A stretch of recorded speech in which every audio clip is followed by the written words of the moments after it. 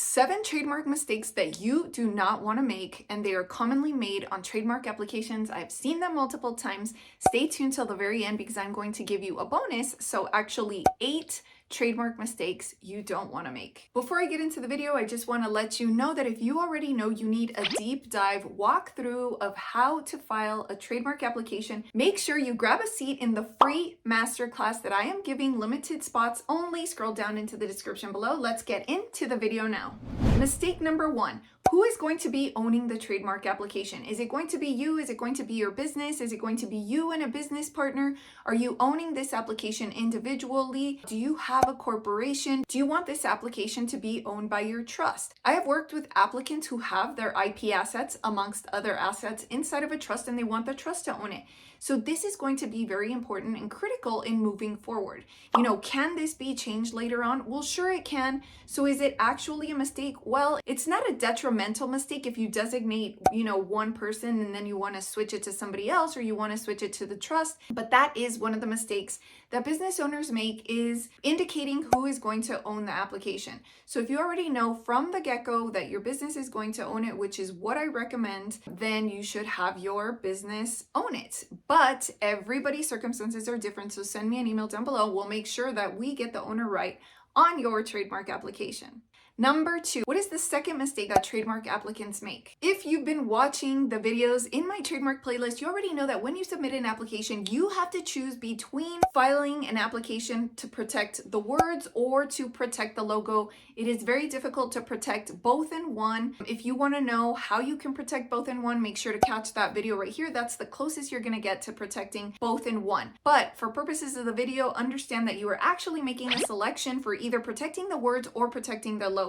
So if you are protecting a logo, then the trademark application requires you to upload a picture of what it is that you're going to be protecting. So if you have a really pretty logo that you've invested a lot of time and money, you want to make sure that you upload the design that you are going to be using from this moment forward. You don't want to be uploading something that can potentially be changed. Maybe you want to tweak the eyelash on one of the mermaids. Maybe you want to tweak how many lines appear in your basketball. Maybe you want to tweak the font a little bit. Maybe you want more curvature in your lines. So if you do decide that you want to make changes in the future, then this is a mistake, because once you change the logo from what you submit in the application, then you're going to lose protection in your application. And that's not really the reason why you filed, right? I mean, you're filing because you want to maintain protection. You don't want to lose protection or make yourself susceptible to losing protection. So you want to make sure that whatever it is that you upload to your application is in fact what you are going to use from here on out for the lifetime of the brand, unless you know that you're going to be tweaking it and you're aware that you're going to be losing protection. Then by all means, make whatever changes you want.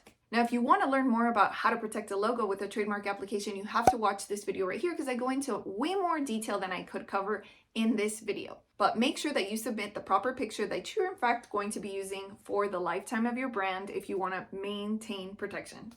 Let's move on to one of the biggest mistakes that trademark applicants can make, and that revolves around classes. So classes are numbered, right? I mean, there are a variety of classes that are divided between goods and services. So if you have a good that you're selling, a physical item, then you are going to be referencing these classes. And if you have services that you are offering, then you're going to be referencing these classes right here. Many times applicants will select a particular number that doesn't exactly match the description.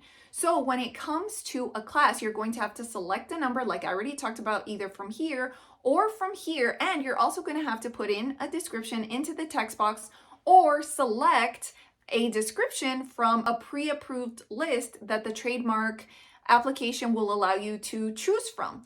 So if you create a mismatch between the number and the description, then you're going to create an issue for yourself, and it's something that's going to have to be fixed later on. Now, is this one of those issues that is going to be detrimental to your application? Now, this is a tough one to answer. Why is it so tough? Well, because if an applicant makes a mistake on a class, the USPTO has already told us that we can fix class errors within certain limitations. So in other words, if you make the type of mistake that's outside of those limitations, then no, you are screwed. You're only going to be able to work within the parameters of what you have already included in your application. So in other words, you can't add additional terms, you cannot expand the class. So that's why it's important to get the class right. I would say that this is one of those that can be detrimental to your application. So you'll lose money, you'll lose time, you'll get really frustrated, you'll get really angry because the USPTO does not offer refunds. So can you go back and fix it? Well, it's going to depend on how badly you messed up, and it's going to depend on the specifics of your application. So it's really hard to apply like a bright line rule here. Again, it just depends on how badly you made a mistake in this section. But I would say that more times than not, it can be detrimental to your application. So send me an email. I'll make sure that we get this application right. The next biggest mistake that trademark applicants make revolves around something called a specimen. Now, a specimen is the proof of use. It is the trademark office wants to see how you are using your trademark in commerce. Now, lots of applicants like to choose, whatever looks good to them and whatever they think in their mind meets the criteria that the USPTO wants to see. But they have their own set of guidelines as to what you should be submitting depending on whether you're submitting proof for goods or whether you're submitting proof for services. So this can be a really tricky one, especially for people who are filing trademarks in clothing brands. And if you want to know why, make sure you catch that video right there because I go into more detail for clothing brand registrations. So is submitting an improper proof of use a detrimental mistake to your application? And luckily and fortunately for you, the answer is no, it is not detrimental. But as I sit here and think about all these pointers that I've already given you thus far, if you think to yourself, well, this isn't detrimental to my application, oh, I could just send something in and fix it later, then you're going to start adding up these mistakes and you're going to receive office actions that might seem really overwhelming to you because the print is this small. Sometimes the office actions come in multiple pages. And if you just do things right from the get-go, you could have a really smooth sailing journey, as I have had many times. So scroll down into the description if you want to get close to having a smooth sailing application, because I know that I can help you. So does the USPTO want you to show them everything under the sun? Do they want to see hang tags? Do they want to see marketing materials, your website? Do they want to see the email that you sent to your potential customers or consumers? Applicants tend to get carried away in this section sometimes by providing more than is necessary, but you also have to provide enough for them to actually see that you're using this trademark in commerce. So there are really good proofs that I continue to use over and over that I find to be successful. And if you want to learn more about this process, make sure you scroll down for the free masterclass, or you can work with me directly and I'll submit this for you. So in this next tip, it is going to be important that you take into account when you actually started selling your goods or selling your services. It is not enough to just plug in whatever date you think it might have been. It is critical to this section that you know when you started selling your products or your services in commerce. So when the application refers to what is your date of first use, they should have like an asterisk there or something in italics that says in commerce, because that's what they actually mean. What is your first date of use in commerce? And then what is your first date of use anywhere? So these for some people can be the same date, and for other people it might be two different dates. But it is important, let's say if you get into litigation down the road, the opposing counsel is going to use these dates of first use as extremely critical information to who actually owns this trademark. Because if you said that you were using it January 1st of 2020, but you actually didn't start using it until July 1st of 2020, then they're going to say, well, hey, there was a period of 7 months there that you actually weren't using your trademark. And we did start using it in January. So actually we own it, you don't. So that's why it's important to understand that dates of first use are not something to guess at. You don't want to guess when you started using something. If you could be accurate, then please by all means be as accurate as possible. The USPTO isn't going to double check, when you created your website. It's not going to ask you for actual receipts of when you made your first sale, but it is going to be important in litigation. If God forbid you ever enter that situation, then yeah, you will actually have to provide receipts. And so you want to make sure that you get this part right, because it'll make you look pretty bad if you just start plugging in whatever numbers just so that you can get done with the application. Please don't do that. So I told you that I was going to give you a bonus, and in this bonus, I want to tell you that this is one big mistake that you can make, and it comes even before the trademark application. So are you ready? I want to let you know that choosing a trademark attorney is going to be so critical to the success, the make or break of this journey for you.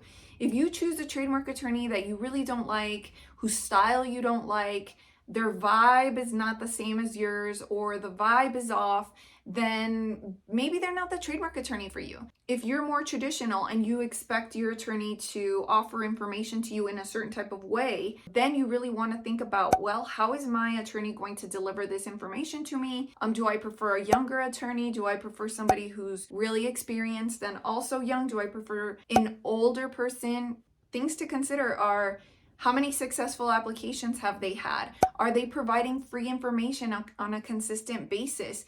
Even if they are providing information on a consistent basis, do they strictly focus on trademark work where they know trademark applications like the back of their hand, or do they start offering a bunch of other services? Have they experienced my situation many times before? Is my trademark attorney accessible? Is my attorney delivering the information in a way that's digestible? Can I understand them? Are they speaking over me? Am I way in over my head? Do I understand what they have communicated even after the conversation is over? I want you and I to have a really good rapport. I like having great clients. You know why? Because then I get to have great business relationships even after a successful trademark registration. I like having open lines of communication, and I like working with creative business owners because I like to see their upward climb towards success. So for those of you wondering, does Marcella even speak a different language? Well, I did grow up speaking Spanish. I also took French in high school, and I did take Portuguese in college. Falo un pouquinho. So which of these factors that I mentioned is the most important to you? Tell me in the comments below. I want to make sure that I am here to serve you, and I want to make sure that you acquire a trademark registration. That's why you're here watching this video and watching this channel. So don't forget to catch this video right here, which I already mentioned. Go back and watch this video if you have to take notes, especially if you are just starting your journey. Again, catch my free masterclass with limited spots down below. I want to make sure you are successful the first time around.